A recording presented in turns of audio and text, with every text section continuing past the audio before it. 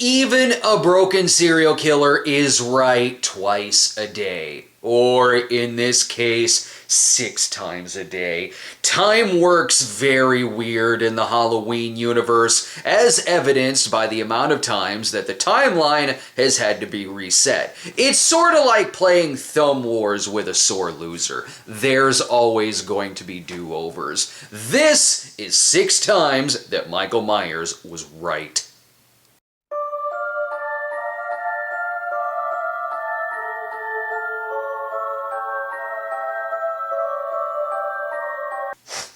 I forgot to put on deodorant today, so let's start with Rob Zombie's Halloween 2. It was here that we found out that not only was Michael the homeless person behind the dumpster in Mulholland Drive, but he's also got a killer Ozark Mountain Daredevils collection. In between the characters finding new and inventive ways to use the word cocksucker, Michael managed to get in his own line of dialogue. That is, unless you count the scene from the TV version of Halloween where Michael reads The Great Gatsby to a courtroom for 3 hours. Michael, for God in heaven, die! Neither he nor Loomis were wrong. They are probably going to hell. And they did die, I guess. That timeline ended with that film, so there's no chance to bring them back for a Rob Zombie's Halloween 3. Guess Michael was right.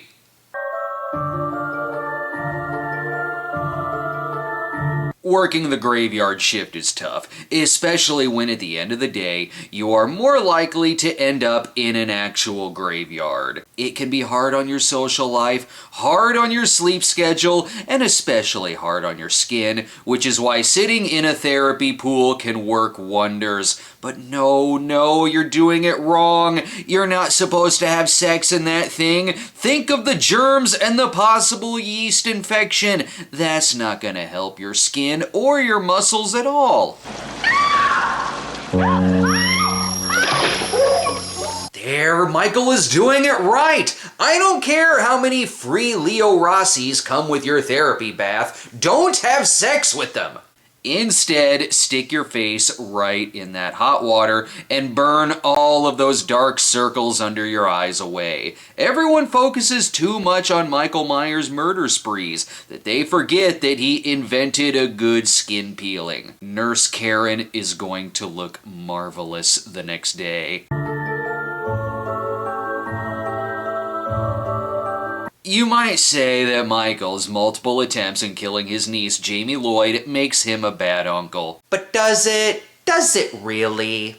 Clearly, the two have a strong bond, as evidenced by their desire for clown murders. But between attacks from under the bed, going post-apocalyptic in a police station, and attempting to mow her down with a car, he is simply trying to prepare her to survive in the real world. It's a tough world out there, ladies and gentlemen. Some relatives give their younger generations mace, others attempt to kill them so that someday they can safely walk down the street when they reach their 20s. Think about it. Without Uncle Michael's help, she would not have been able to survive Satan Claus, Assassin Milo, or Victor Crowley in multiple films. I'm fairly certain she's alive at the end of part 3. If she dies, and that goes against my theory, so she is definitely still alive. I am never wrong.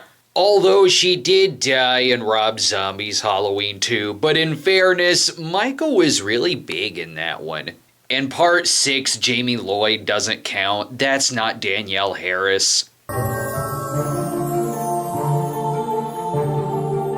They say that one way to make sure that your audience never accidentally roots for the villain is to have them kill a dog or boil a rabbit, one of the two.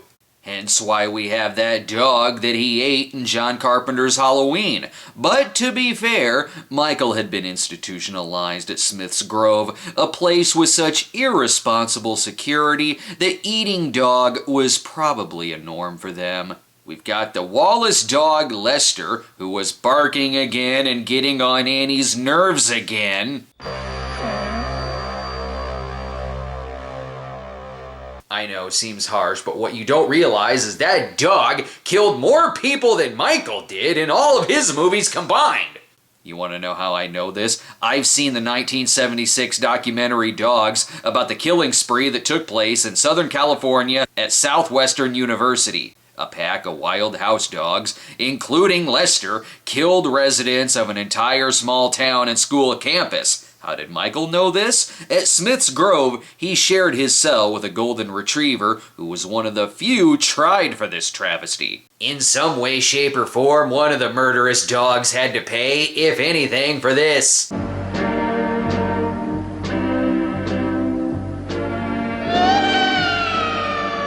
They tried blaming a cat! Michael was right in seeking justice against Lester. Michael has always had some good fashion sense in his films, which is why he knows when a mask just isn't working and he has to switch to another one. 10 years after the 1978 babysitter murders, he attempted this blonde look, but felt it was too disrespectful to the Ben Tramer family, so he opted for this smooth as silk look. Yeah, it's pretty dumb. That's why the poster references the original mask and not this.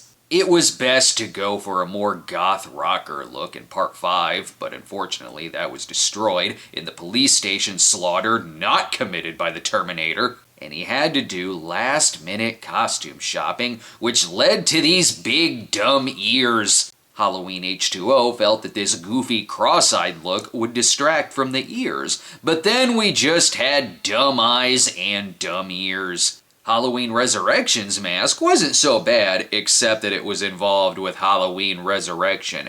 Unfortunately, the Rob Zombie masks had rabies. Thanks, Lester. So Michael, after taking several fashion risks, realized original is always better, and 2018 Killing Spree mask is the best since 1978 Killing Spree. And it shows that his preferred Star Trek captain is Kirk, which he is also right about.